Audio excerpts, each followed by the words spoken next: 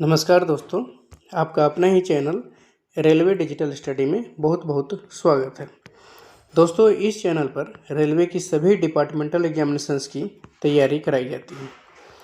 आइए आज हम लोग प्रीवियस ईयर का क्वेश्चन पेपर पढ़ेंगे। दोस्तों, जब तक कि रेलवे के जितने भी विभागीय परीक्षाएं हैं सबको पोस्टपोन कर दिया गया है, तब तक हम लोग प्रीवियस ईयर के से क्वेश्चन से तैयारी करेंगे। यानी कि इस समय कोई सही पेपर नहीं हो रहा है, तो अपनी तैयारी को जारी रखने के लिए प्रीवियस ईयर के क्वेश्चन पेपर से अपनी तैयारी जारी रखेंगे। आइए आज हम लोग ओएस यानी ऑफिस सुपरिटेंडेंट का 20% एलडीसी एग्जामिनेशन का क्वेश्चन पेपर पढ़ेंगे। दोस्तों, ये एग्जामिनेशन 26 अगस्त 2024 को दक्षिण पूर्व मध्य रेलवे के बिलासपुर मंडल में हुए थे। ये इसमें टोटल 110 क्वेश्चन है। मुझे आशा है कि आप कंप्लीट क्वेश्चन पेपर पढ़ना ना भूलें और कंप्लीट वीडियो देखना ना भूलें। मुझे आशा दोस्तों आप अपनी तैयारी को पहले से और बेहतर कर पाएंगे। यदि किसी फ्रेंड को पीडीएफ की रिक्वायरमेंट है तो डिस्क्रिप्शन बॉक्स में टेलीग्राम का चैनल का लिंक दिया हुआ है, वहाँ से ज्वाइन करके आप पीडीएफ प्राप्त कर सकते हैं।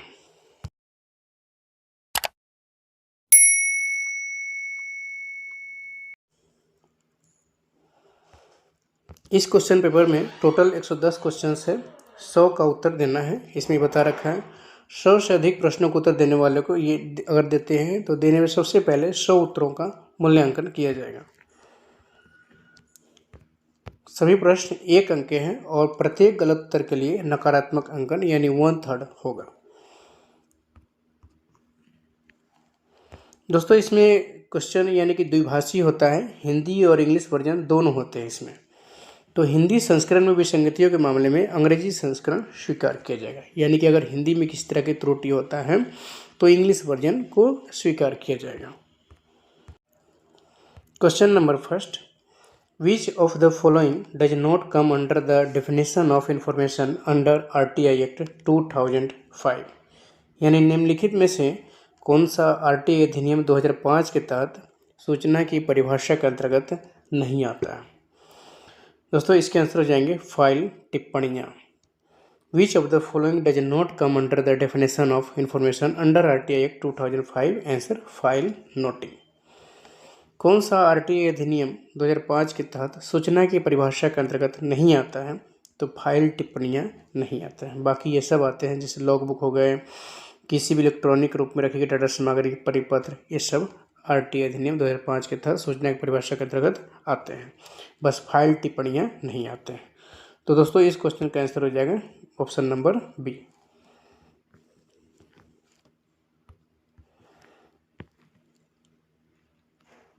Next question, The officer designated by the public authorities in all administrative units or offices under it to provide information to the citizens requesting for information under the act is known as? Answer public information officer, option number C। यानी कि अधिनियम के तहत सूचना मांगने वाले नागरिकों को सूचना प्रदान करने के लिए उसके अधीन सभी प्रशासनिक इकाइयों या कार्यालयों में सार्वजनिक प्राधिकारियों द्वारा नामित अधिकारी को क्या कहा जाता है? तो पब्लिक इन्फॉर्मेशन कहा जाता है, यानी कि पब्लिक इन्फॉर्मेशन ऑफिसर मतलब जन सूचना अधिकारी, PIO कहा जाता है।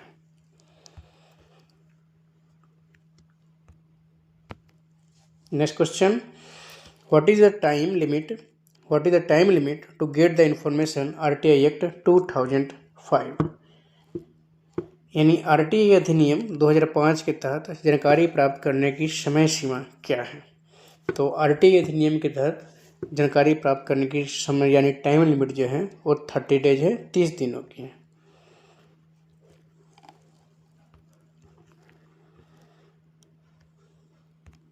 Next, What is the time limit to get the information concerning the life and liberty of a person? किसी व्यक्ति के जीवन और स्वतंत्रता से संबंधित जानकारी प्राप्त करने की समय सीमा क्या है? इसके आंसर हो जाएंगे 48 आवर्स, 48 घंटे। किसी व्यक्ति के जीवन और स्वतंत्रता से संबंधित जानकारी प्राप्त करने की समय सीमा 48 घंटे है, 48 hours.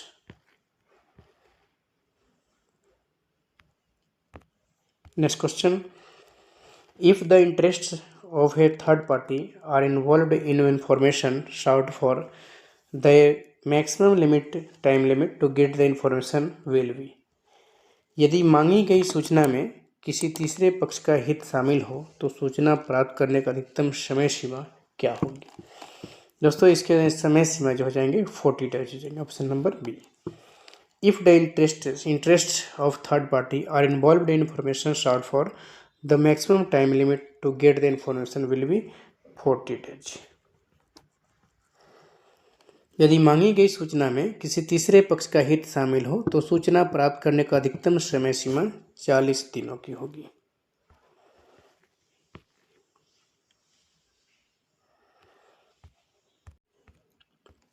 Next question, if information sought has been supplied by a third party or is treated as confidential, the third party must be given a representation before the PIO in reply to the notice issued to him within dash days from the date of receipt of such notice।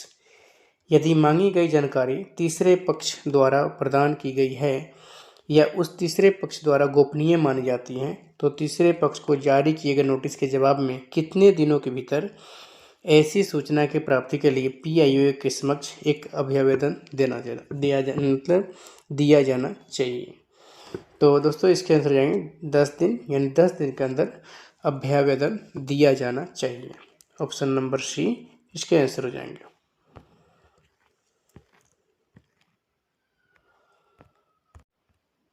Next, what is the fee for getting information under RTI act. RTI अधिनियम के तहत जानकारी प्राप्त करने के लिए शुल्क क्या है। तो RTI के तहत जानकारी प्राप्त करने की जो फी है वो 10 रुपये है। ऑप्शन नंबर डी इसके आंसर जाएंगे 10 रुपये।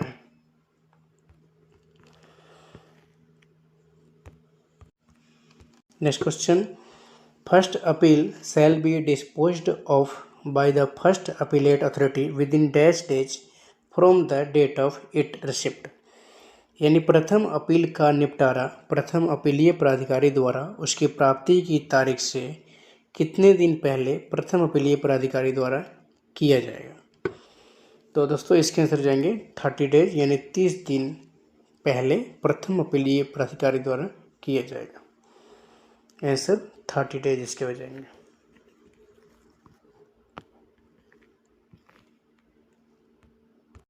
Next question, within a period of dash of publication of seniority list, an employee can represent against my discrepancy। Answer 1 year। वरिष्ठता सूची के प्रकाशन की कितने दिन की अवधि के भीतर कोई भी कर्मचारी किसी भी विसंगति के विरुद्ध अभ्यावेदन दे सकता है। तो इसके आंसर है दोस्तों 1 वर्ष। ऑप्शन नंबर डी इसके आंसर जाएंगे 1 year. Next question, how many days of summer vacation are available for railway school teachers. Railway school के शिक्षकों के लिए कितने दिनों की गर्मी की छुट्टियां उपलब्ध है। तो इसके आंसर जाएंगे 50 डेज, 50 दिनों की छुट्टी है।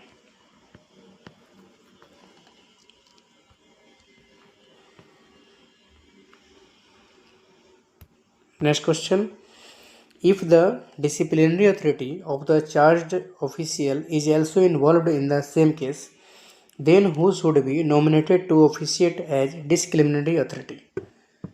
Answer, officer next higher in hierarchy। यदि आरोपित अधिकारी का अनुशासनात्मक प्राधिकारी भी उसी मामले में शामिल है तो अनुशासनात्मक प्राधिकारी के रूप में कार्य करने के लिए किसे नामित किया जाना चाहिए। तो इसके आंसर है दोस्तों जैसा GM ने निर्णय लिया है, जनरल मैनेजर ने जैसा निर्णय लिया वैसा कर देंगे इसमें। दोस्तों इसके हिंदी में मैंने हिंदी वर्जन में गलत उत्तर बताया हमने।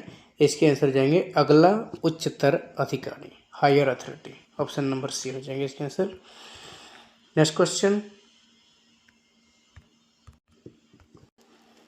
Who maintains a daily order sheet during discipline appeal proceedings? Answer, inquiry officer. D&A मतलब डिसिप्लिन एंड अथॉरिटी कार्यवाही के दौरान दैनिक ऑर्डर शीट का रख रखाव कौन करता है? तो इंक्वायरी ऑफिसर यानी कि हिंदी में कहें तो जांच अधिकारी इसका रख रखाव करता है।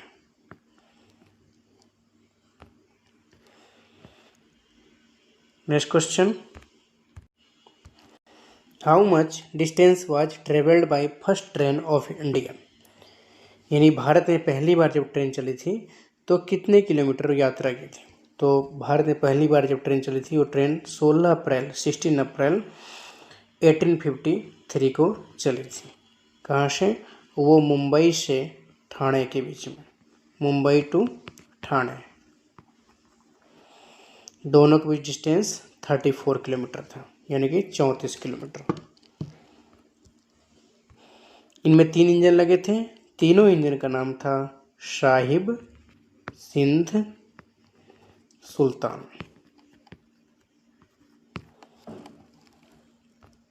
दोस्तों इस क्वेश्चन के आंसर हो जाएंगे ऑप्शन नंबर सी 34 किलोमीटर। इसकी हिंदी देख लेते हैं।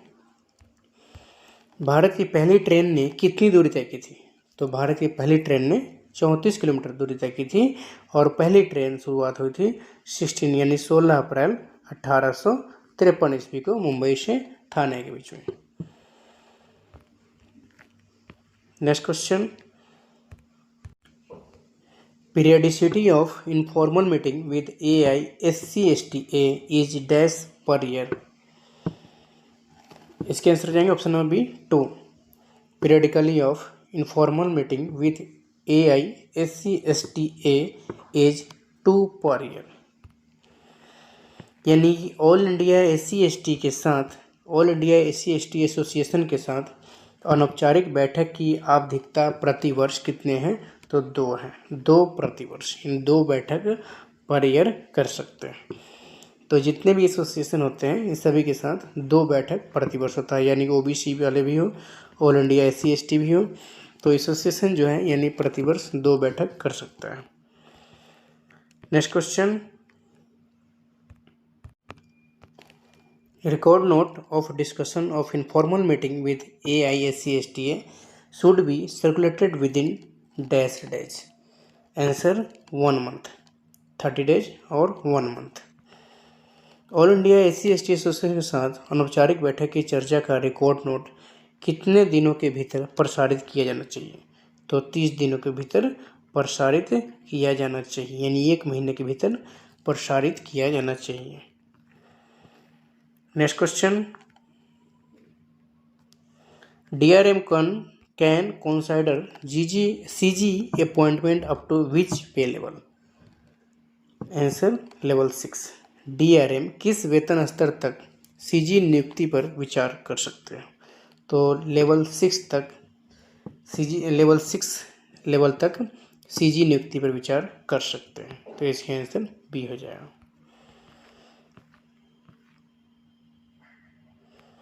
Next question, which among the following allowance or pay element is allowed for contract paramedical staff? Answer transport allowance. अनुबंध पैरामेडिकल स्टाफ के लिए निम्नलिखित में से कौन सा भत्ता या वेतन तत्व अनुमत है? आंसर परिवहन भत्ता, option number D. Next question, for contract paramedical staff paid leave of absence may be allowed at the rate of dash for each completed month of service। Answer 1.5 day। संविदा पैरामेडिकल स्टाफ के लिए सेवा के प्रत्येक पूर्ण माह के लिए कितने की दर से सवैतनिक अनुपस्थित अवकाश की अनुमति दी जा सकती है?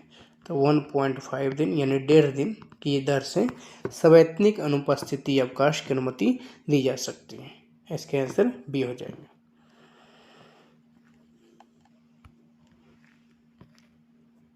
Next question, what is the direct recruitment percentage for public prosecutor level 7 as per SCS 275 IRME first? Answer 100%। इसके आंसर हो जाएंगे 100%, ऑप्शन नंबर ए। मतलब लोक अभियोजक स्तर ACM 275 IRME 1 के अनुसार के लिए सीधी भर्ती की परसेंटेज क्या है? लोक अभियोजक स्तर 7 के लिए सीधी भर्ती की प्रतिशत क्या है? तो इसके आंसर हो जाएंगे 100%, 100% है। Next question, what is the educational qualification for public prosecutor level 7 as per ACS 275 IRME first? Answer A, LLB। What is the educational qualification for public prosecutor level 7? Answer LLB।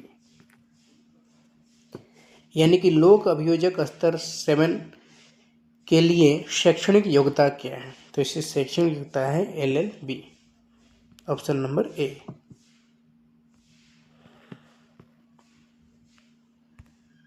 Next question, for recruitment against scout and guide quota what is the full marks of written test? Answer 40 marks. Scout और guide quota के तहत भर्ती के लिए लिखित परीक्षा के पूर्ण अंक क्या हैं? तो इसके पूर्ण अंक 40 अंक हैं। 40 नंबर टोटल होता है, 40 marks.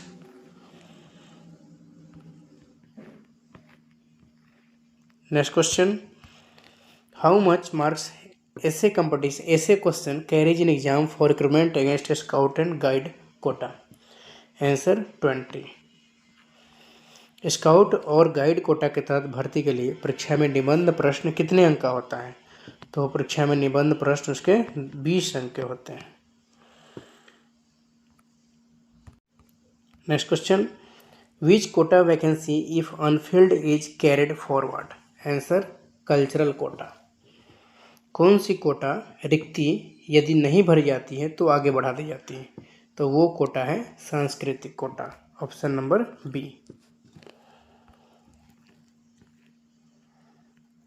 Next question, who can approve CG appointments? Answer C, DRM, divisional railway manager. CG नियुक्ति को कौन मंजूरी दे सकता है? तो CG नियुक्ति को मंजूरी दे सकता है सिर्फ DRM, option number C। Next question, who can approve the appointment of land losers to level first post? Answer DRM। Level 1 पद पर भूमि हारे हुए लोगों की नियुक्ति कौन मंजूरी दे सकता है? तो सिर्फ DRM दे सकता है, option number B।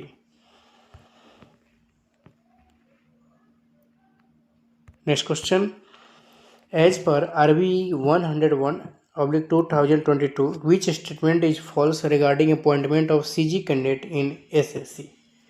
Answer candidate should have first class in engineering.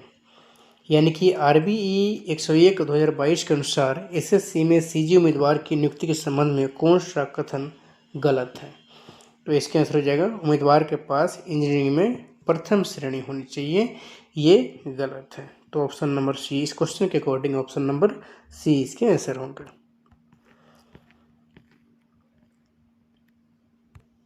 Next question, what is the direct recruitment pay level of an audiologist and speech therapist? Answer level 6। Audiologist और स्पीच थेरेपिस्ट का सीधी भर्ती वेतन level क्या है? तो इसके level 6 है। आंसर ये हो जाएंगे level 6।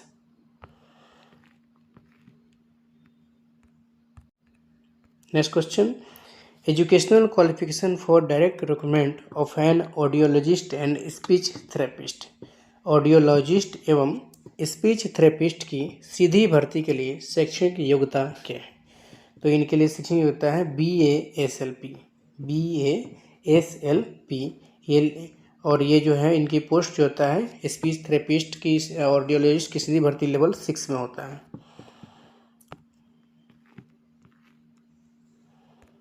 Next question, age eligibility for direct recruitment of an audiologist and speech therapist? Answer 18 to 30 years, option number C।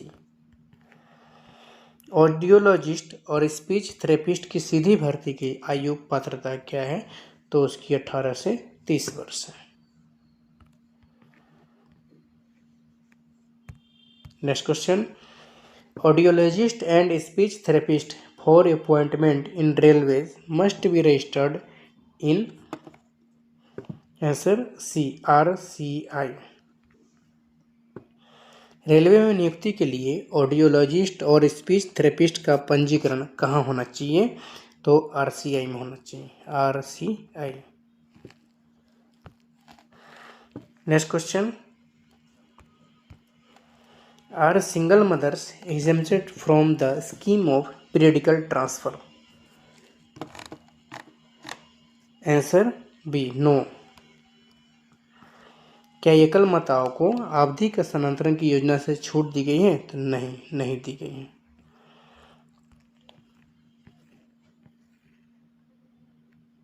Next question, are lactating mothers exempted from the scheme of periodical transfer?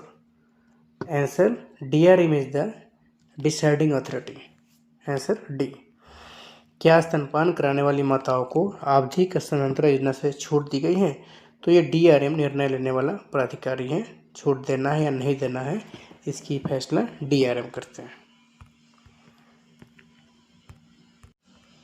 Next question, as per RBE 74/2023 as far as possible person with disability are exempted from periodical transfer policy? Answer A, true statement. RBE 74/223 के अनुसार जहां तक संभव हो विकलांग व्यक्तियों को आवधिक स्थानांतरण नीति से छूट दी गई है?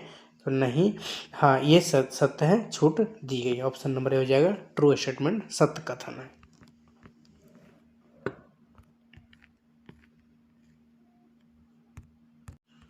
Next question, inter division mutual transfer? Answer C, can be done with DRM approval. यानी कि inter division mutual transfer DRM की मंजूरी से किया जा सकता है। कैसे किया जा सकता है? तो इसके आंसर हो जाएंगे DRM की मंजूरी से किया जा सकता है। ऑप्शन नंबर सी इसके आंसर हो जाएंगे। Next question, as per ACS 143 IREM first which of the following head oblique activity is not included under the peer review of staff benefit fund? Answer D, none of the above, इनमें से कोई नहीं। कर्मचारियों के मानसिक स्वास्थ्य को बढ़ावा देना, या फिर महिला सशक्तिकरण गतिविधियां, या फिर स्काउट्स गाइड गतिविधियां, इनमें से कोई नहीं। ऑप्शन नंबर डी इसके आंसर हो जाएंगे, और none of the above. Next question, as per ACS 143 IREM first which of the following head activities included under the preview staff benefit fund? Answer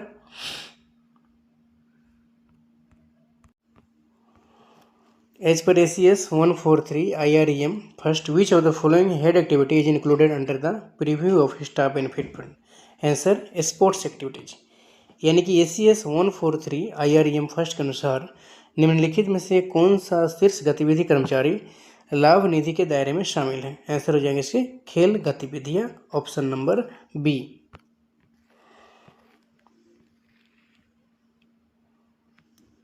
next question, honorarium admissible to Ayurveda homeopathy consultant engaged by SVF committee on contact basis for 8 hours duration is as follow? Answer A, 75,000। 8 घंटे की अवधि के लिए अनुबंध के आधार पर SVF समिति द्वारा नियुक्त आयुर्वेद होम्योपैथी सलाहकारों को स्वीकार्य भत्ता क्या है? तो स्वीकार भत्ता उसके 75,000 रुपये है, 75,000 रुपये, ऑप्शन नंबर ए।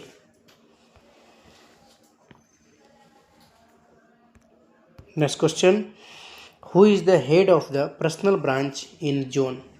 Answer PCPO। किसी क्षेत्र में कार्मिक शाखा का प्रमुख कौन होता है? तो किसी क्षेत्र में कार्मिक शाखा का प्रमुख जो होता है PCPO होता है। Next question, how much ex gratia lump sum is provisioned if railway employee dies during against sea pirates? Answer B, 35 lakh, 35 lakh. यानी यदि कोई रेलवे कर्मचारी समुद्री डाकुओं से लड़ते हुए मर जाता है तो कितनी अनुग्रह राशि एकमुश्त दी जाती है? तो इसके लिए 35 लाख रुपए दिए जाते हैं। Next question, how much ex gratia lump sum is provisioned if railway employee dies during the evacuation of Indian nationals from a war-torn zone in foreign country as per RBE 139/2016? Answer C 45 lakh. यदि किसी देश में यानी कि विदेशी देश में युद्धग्रस्त क्षेत्र से भारतीय नागरिकों को निकालने के दौरान किसी रेलवे कर्मचारी की मृत्यु हो जाती है तो कितनी अनुग्रह राशि का प्रावधान किया जाता है? तो इसके लिए कुल राशि 45 लाख है, 45 लाख। ऑप्शन नंबर सी इसके आंसर हो जाएंगे। Next question, how much ex gratia lump sum is provisioned if railway employee dies during an act of violence of traitors? Answer A 25 lakh. यदि आतंकवादियों द्वारा हिंसा के दौरान किसी रेलवे कर्मचारी की मृत्यु हो जाती है तो कितनी अनुग्रह राशि एकमुश्त प्रदान की जाती है? तो इसके लिए जो है ना 25 लाख दिया जाता है। ऑप्शन नंबर ए इसके आंसर हो जाएंगे। Next question, how much ex gratia lump sum is provisioned if railway employee dies during the course of performance of duty? Answer A 25 lakh. यदि किसी रेलवे कर्मचारी ड्यूटी के दौरान खत्म हो जाता है, मृत्यु हो जाती है, तो अनुग्रह राशि एकमुश्त कितनी दी जाएगी? तो 25 लाख दिया जाएगा। ऑप्शन नंबर ए है 25 lakh. Next question, what is the age of superannuation of dental doctors in railways? Answer 65 years. Railway में दंत चिकित्सकों की सेवानिवृत्ति की आयु, रिटायर्ड की आयु क्या है? तो दंत चिकित्सकों की रिटायर्ड की आयु 65 ईयर्स से 65 वर्ष है।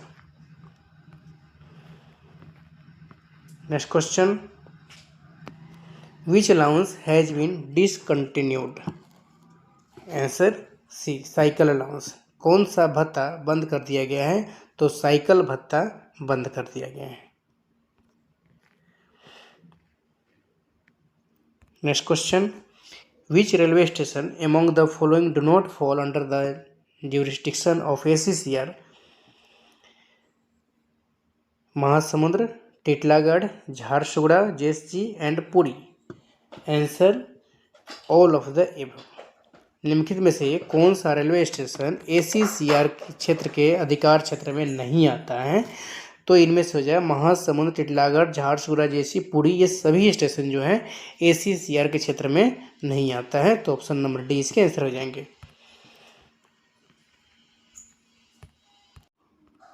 Next question, which among the following is located in Chitranjan?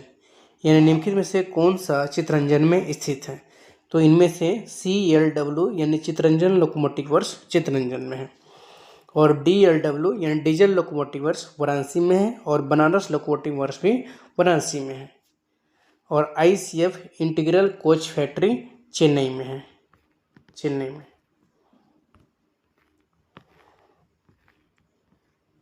Next question, which of the following unit has been closed recently? Answer IROAF। निम्नलिखित में से कौन सी इकाई हाल ही में बंद कर दी गई है? तो IROAF बंद कर दी गई है। ऑप्शन नंबर ए इसके आंसर हो जाएंगे। Next question, which of the following units has been closed recently? Answer B IRSDC। निम्नलिखित में से कौन सी इकाई हाल ही में बंद कर दी गई है? तो IRSDC। Option number B. Next question, in the personnel branch which section deals with conducting selection test? Answer C confidential section. यानी कार्मिक शाखा में कौन सा अनुभाग चयन परीक्षण आयोजित करने से संबंधित है? तो इसके आंसर हो जाएंगे गोपनीय अनुभाग। Option number C. Next question, which module in HRMS has not been officially launched? Answer cadre module. HRMS में कौन सा मॉड्यूल आधिकारिक तौर पर लॉन्च नहीं किया गया है? तो इसके आंसर हो जाएंगे cadre module, option number A. Next question, as per RRCB 2021 roles and responsibilities have been specified in RRB exams. Who is nominated as regional coordinator? Answer, concerned ADRM।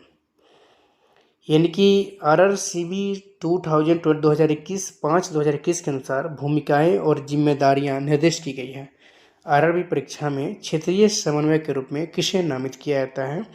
तो इसके आंसर हो जाएंगे संबंधित ADRM, ऑप्शन नंबर बी, संबंधित additional divisional railway manager.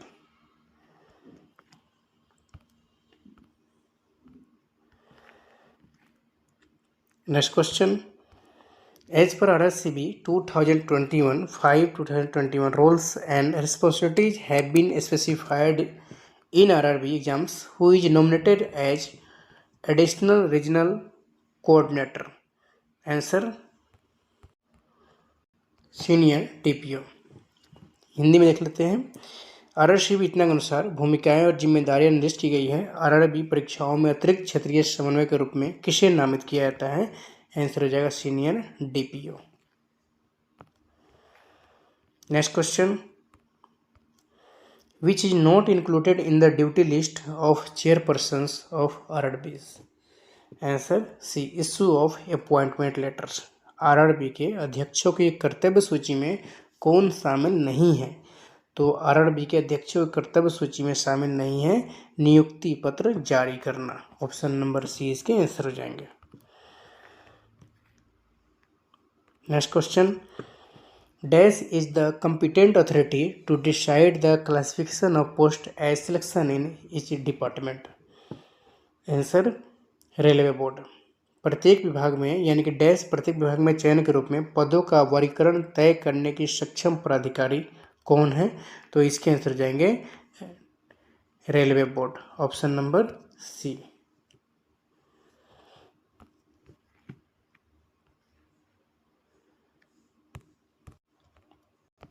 Next question, which of the following can not be taken into account while calculating anticipated vacancy?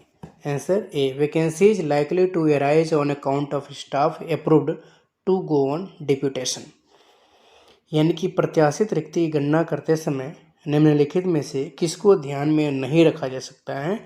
तो प्रतिनियुक्ति पर जाने के लिए अनुमोदित कर्मचारियों के कारण रिक्तियां उत्पन्न होने की संभावना है, ऑप्शन नंबर ए इसके आंसर हो जाएंगे। Next question, in a division only DRM ADRM is the competent authority to constitute the selection board irrespective of the grade to which the selection is to be held? Answer A, true statement। यानी किसी division में गठन के लिए केवल DRM ADRM ही सक्षम प्राधिकारी हैं। चयन बोर्ड चाहे जिस ग्रेड के लिए चयन होना हो, ये बिल्कुल ट्रू स्टेटमेंट बता रहा है, बिल्कुल सही बता रहा है। Question number option number A बिल्कुल सही है। Next question,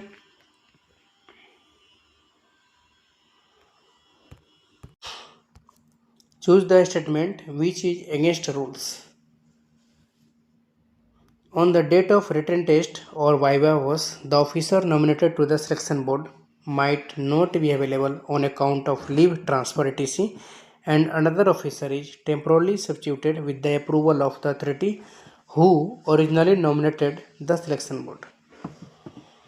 answer, next option देख लेते हैं। The selection board should consist of at least 3 officers.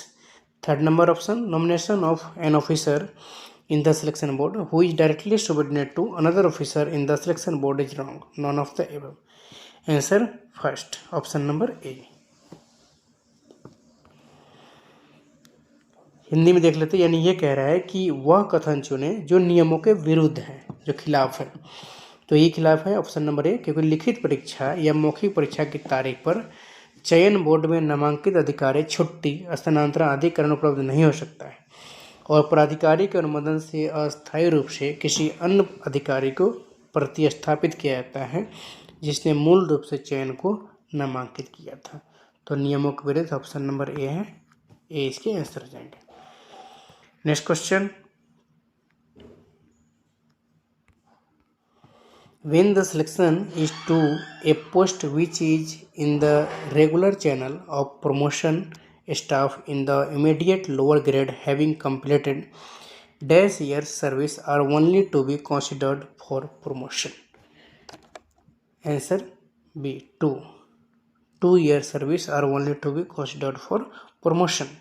यानी कि जब चयन किसी ऐसे पद पर होता है जो पदोन्नति के नियमित चैनल में है तो तत्काल निचले ग्रेड में कर्मचारियों ने 2 वर्षों की सेवा पूरी कर ली है, केवल पदोन्नति के लिए विचार किया जाएगा। जो 2 वर्ष की सेवा पूरा कर लिया रहेगा उसी की पदोन्नति के लिए विचार किया जाएगा। तो ऑप्शन नंबर बी इसके आंसर हो जाएंगे। Next question, please choose the correct option stating the causes of medical decategorization considered by railways. Answer A 1, 2, 3. Natural causes, accidental injuries and contraction of occupational disease. Option number ए। कृपया railway द्वारा विचार किए गए यानी चिकित्सा वर्गीकरण के कारणों का हवाला देते हुए सही विकल्प चुनें। तो सही विकल्प इसमें यही है, प्राकृतिक कारण, उसके बाद है आकस्मिक चोटें, उसके व्यावसायिक रोगों का संकुचन। तो ऑप्शन नंबर ए इसके आंसर हो जाएंगे। Next question, medically incapacitated staff dash be observed in higher scales. Answer B should not B.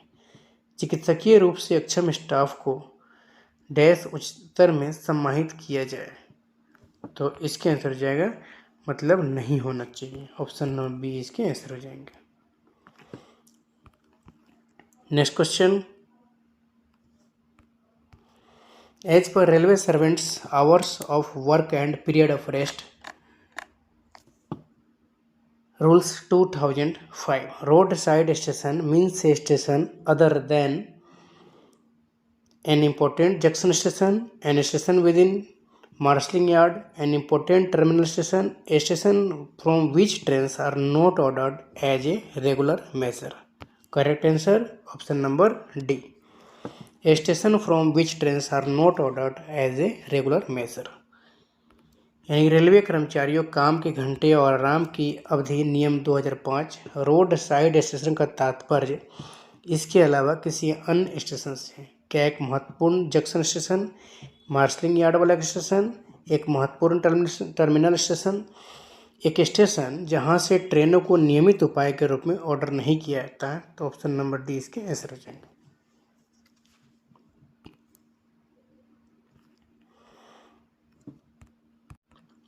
Next question, which statement is true related to HOER, hours of employ regulation. Roster means a document which shows the hours that a railway servant expected to be on duty every day, the daily as well as weekly rest and break between spells of duty in a day besides other necessary particulars. B number option, split duty means duty in 2 or more spells with intervening weeks each of half more hour necessitated by exigencies of work and when the employee is free to leave his place of duty. Intervals for rest and meals shall not break for the purpose of split duty. Answer all of the above. Substituted attention as used in clause with section 130 implies mental default. Answer D all of the above. यानी question में यह कह रहा है हिंदी में HOER से संबंधित कौन सा कथन सत्य है, तो इनमें से सभी सत्य है। ऑप्शन नंबर डी हो जाएगा, सभी सत्य है। यानी रोस्टर का अर्थ एक दस्तावेज है जो अन्य आवश्यक विवरणों के अलावा एक रेलवे कर्मचारी को प्रतिदिन ड्यूटी पर रहने के लिए अपेक्षित घंटे, दैनिक और साथ ही साप्ताहिक आराम और एक दिन में ड्यूटी के बीच ब्रेक को दर्शाता है। रोस्टर स्प्लिट ड्यूटी का अर्थ है 2 या 2 से अधिक अवधियों में ड्यूटी करना जिसमें काम की अनिवार्यता के कारण आवश्यक आधे घंटे का अंतराल शामिल हो जब कर्मचारी अपनी ड्यूटी की जगह छोड़ने के लिए स्वतंत्र हो। विभाजित ड्यूटी के उद्देश्य से आराम और भोजन के अंतराल को नहीं तोड़ा जाएगा। नेक्स्ट है निरंतर ध्यान जैसा एक खंड बी में प्रयोग किया गया धारा 130 का तात्पर्य मानसिक प्रयास से है। तो दोस्तों इस क्वेश्चन का आंसर ऑप्शन नंबर डी हो जाएगा, यानी कि सभी हो जाएंगे इसमें आंसर, HOER के रूल के according. Next question, which of the following categories of staff are treated as excluded under sub clauses? Answer all of the above. Option number D इसके आंसर हो जाएंगे। धारा 130 HOER के खंड सी के उपखंड वी के तहत कर्मचारियों के निम्नलिखित में से किस श्रेणी को बहिष्कृत माना जाता है? तो ऑप्शन नंबर डी हो जाएंगे, सभी को बहिष्कृत माना जाता है। Next question, DRM is which grade officer? यानी DRM किस ग्रेड का अधिकारी होता है? तो DRM SAG होता है, SAG ग्रेड के अधिकारी होते हैं। ऑप्शन नंबर बी इसके आंसर हो जाएंगे, SAG। Next question, who is head of operation department of the zone? Answer C, PCOM। Zone के संचालन विभाग का प्रमुख कौन होता है? तो इसके आंसर हो जाएंगे PCOM।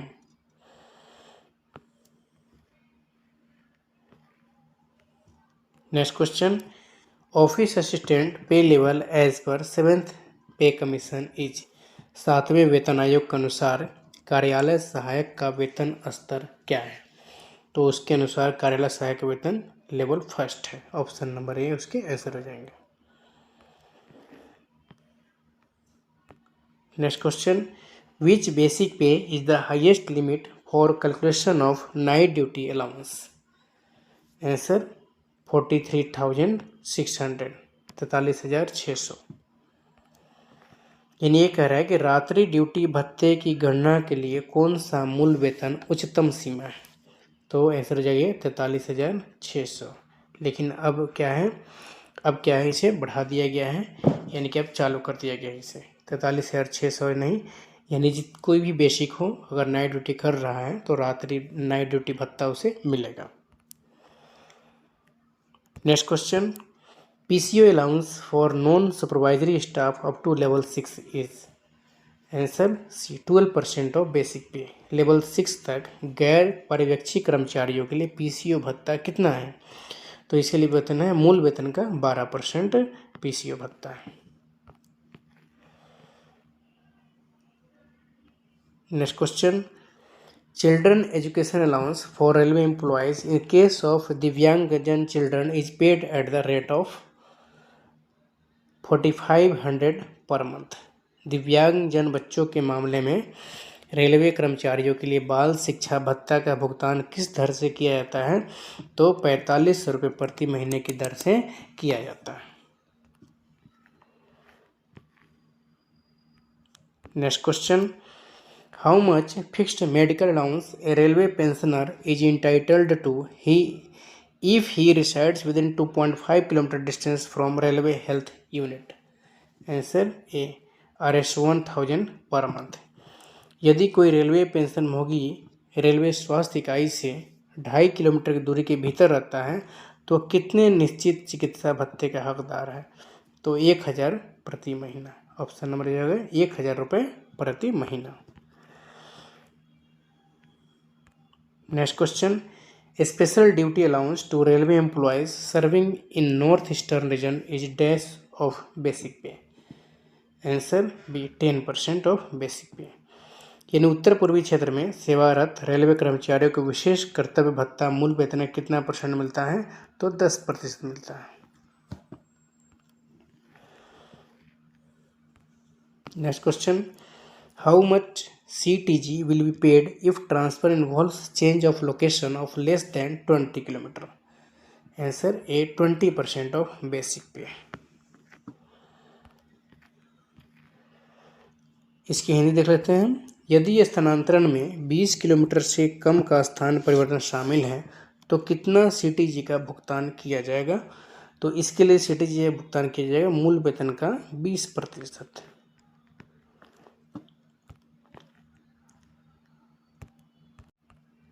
Next question, who is the head of stores department in railway zone?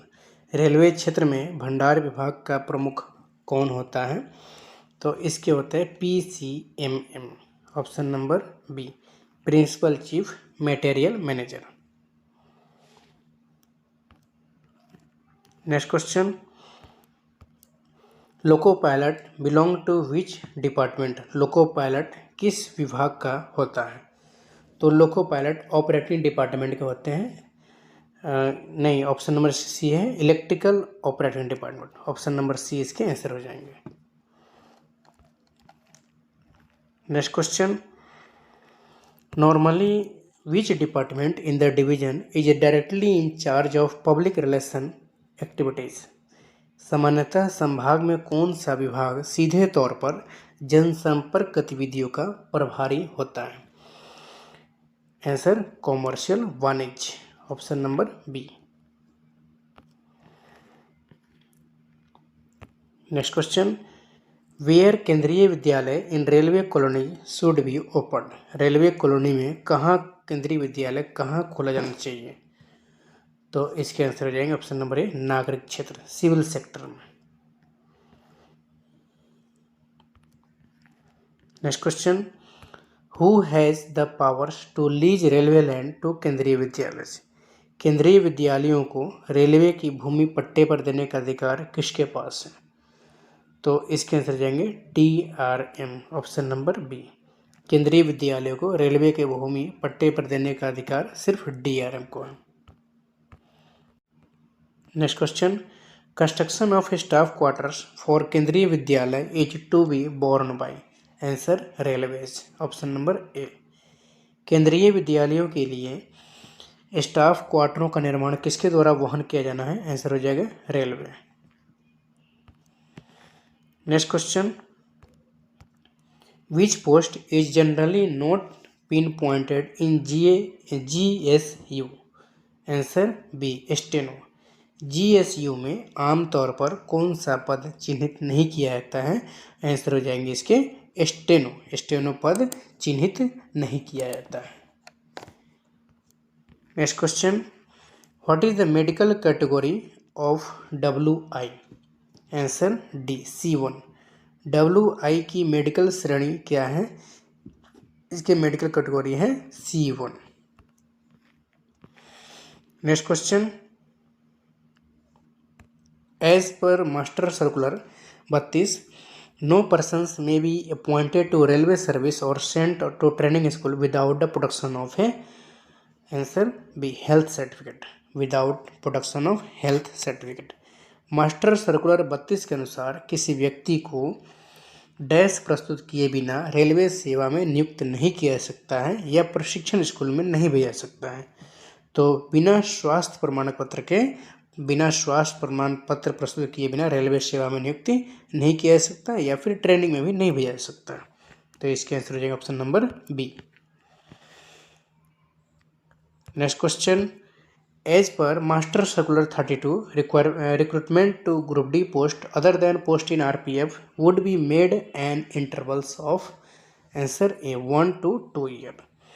Master circular 32 के अनुसार RPF में पदों के अलावा समूह डी पदों पर भर्ती कितने अंतराल पर की जाएगी? तो 1 से 2 साल के अंतराल पे की जाएगी। ऑप्शन नंबर ए इसके आंसर हो जाएंगे। Next question,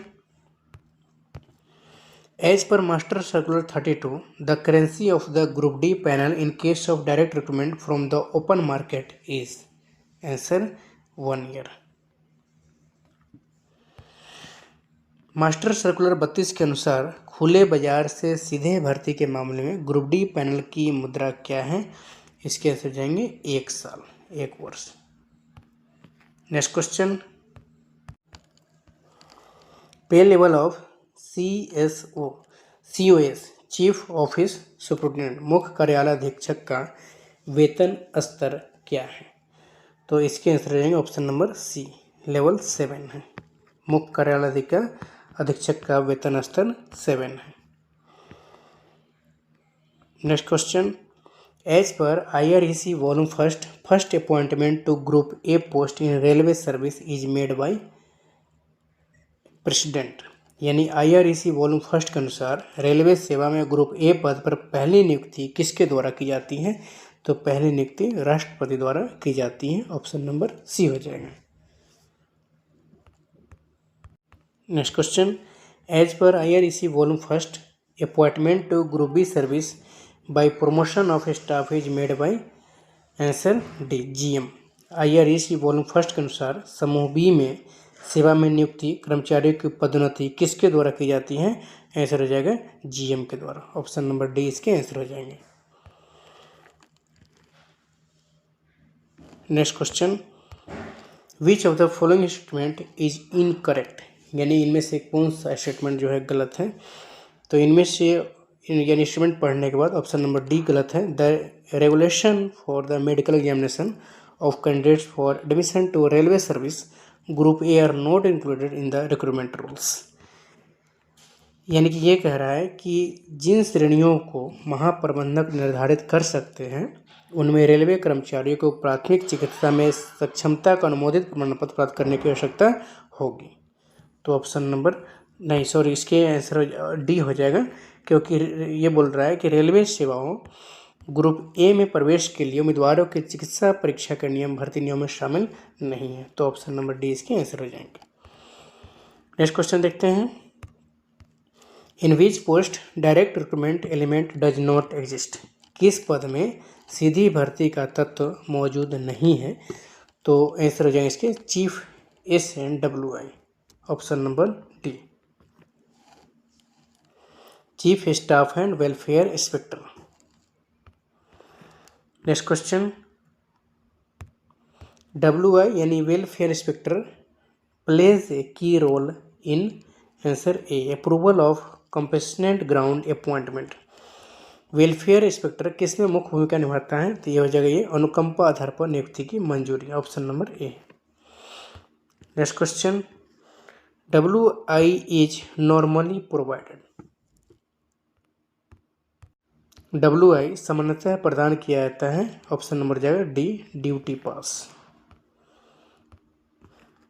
option number D हो जाएंगे इसके duty pass. Next question, senior scale officers can effect promotions with full powers to post on unit basis up to level dash of 7 CPC under their control. Answer B 5। वरिष्ठ time scale अधिकारी अपने नियंत्रण में 7 CPC के dash स्तर तक इकाई के आधार पर पदों पर पूर्ण शक्तियों के साथ पदोन्नति कर सकते हैं। इसके आंसर है बी 5 लेवल तक के इकाई स्तर आधार पर पदों पर पूर्ण शक्तियों के साथ पदोन्नति कर सकते हैं। तो इसके आंसर हो जाएंगे level 5। Option number B. Next question, Whose recommendation is necessary for sanctioning a special disability leave for employees? Answer C, CMS। कर्मचारियों के लिए विशेष विकलांगता अवकाश स्वीकृत करने के लिए किसकी अनुशंसा आवश्यक है? तो इसके आंसर जाएंगे CMS का, चीफ मेडिकल सुपरिटेंडेंट का। Next question, who has the power of alteration of recorded date of birth of group C and group D employees?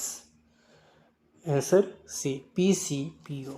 जिसके पास समूह सी और ग्रुप डी कर्मचारियों की दर्ज जन्म तिथि बदलाव की शक्ति है वो है PCPO। Option number C. Next question, who is the railway board member controlling affairs of signal and telecom department? Answer B, member infrastructure. Signal और दूर संचार विभाग के मामलों को नियंत्रित करने वाले रेलवे बोर्ड के सदस्य कौन है? तो आंसर हो जाएंगे सदस्य जो है बुनियादी ढांचा सदस्य। Option number B.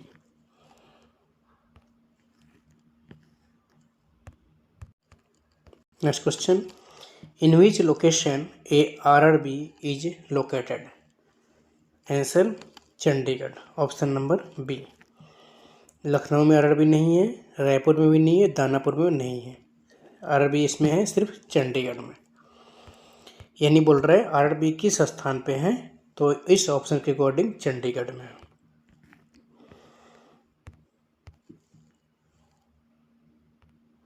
Next question, placement committee is formed for, यानी प्लेसमेंट सर्वमत का गठन निम्न के लिए, यानी किसके निम्न के लिए किया जाता है? तो प्लेसमेंट कमेटी का गठन किसके लिए किया जाता है? तो आंसर हो जाएगा ट्रांसफर पोस्टिंग, स्थानांतरण और पोस्टिंग के लिए। ऑप्शन नंबर बी इसके आंसर हो जाएंगे। Next question, which is the full form of SLP? SLP का फुल फॉर्म क्या होता है? तो SLP का फुल फॉर्म होता है स्पेशल लीव पिटीशन। SLP का पूर्ण रूप विशेष अनुमति याचिका। ऑप्शन नंबर ए इसके आंसर हो जाएंगे। Next question, which of these is the purpose of recruitment? Answer, selecting right person for the right job.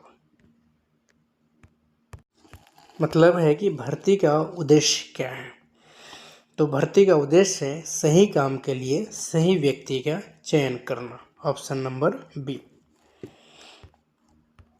Next question, communication from subordinate to superior is called. अधीनस्थ से वरिष्ठ तक संचार क्या कहलाता है?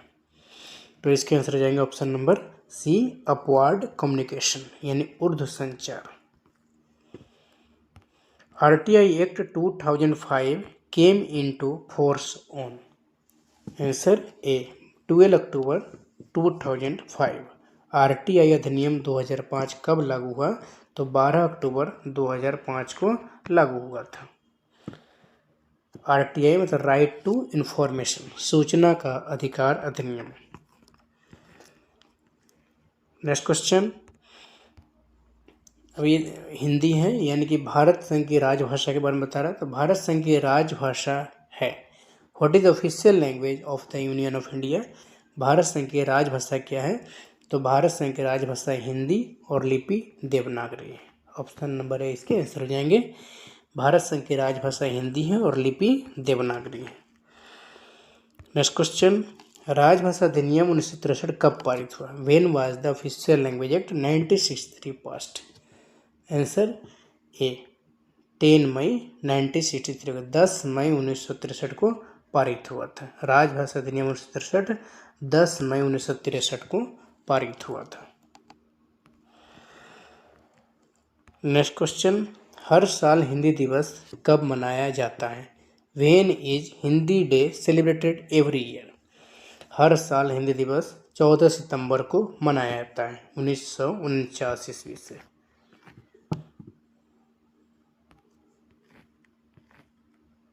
नेक्स्ट क्वेश्चन, राजभाषा अधिनियम 1963 कब संशोधित हुआ?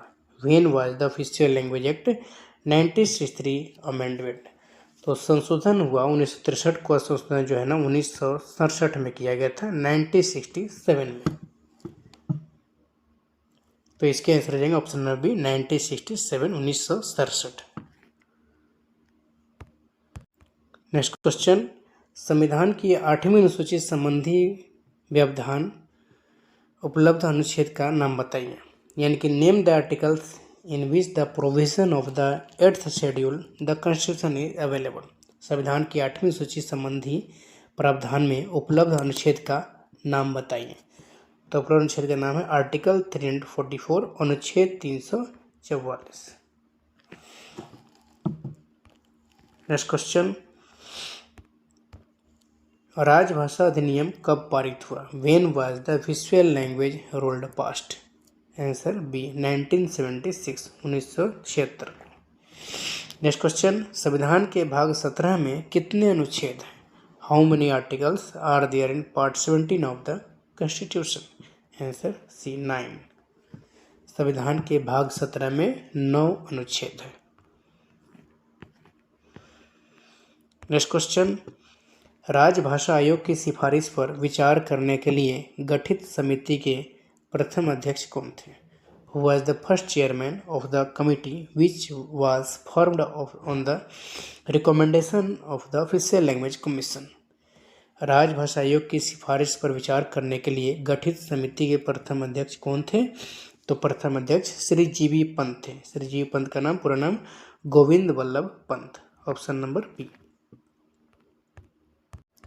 नेक्स्ट क्वेश्चन, भाग 7 में कौन सा अनुच्छेद है? Which article comes under part 6? यानी भाग 6 में कौन सा अनुच्छेद है?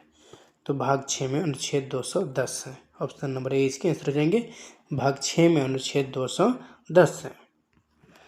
नेक्स्ट एंड लास्ट क्वेश्चन, वर्ष 1973 में गठित पहली रेलवे हिंदी सलाहकार समिति की अध्यक्षता किसने किया? Who chaired the first railway Hindi सलाहकार समिति कंस्टिट्यूट इन 1973? वर्ष 1973 में गठित पहली रेलवे हिंदी सलाहकार समिति की अध्यक्षता किसने किया? आंसर जाएंगे Shri LN. Mishra. Option number D. Thank you दोस्तों, आशा करते समझ में आया होगा। तो चैनल को लाइक एंड सब्सक्राइब जरूर कर लें। दोस्तों लाइक और सब्सक्राइब आप कर लिए रहेंगे तो जो भी वीडियो यानी कि वीडियो आएगा तो नोटिफिकेशन आपको मिलता रहेगा।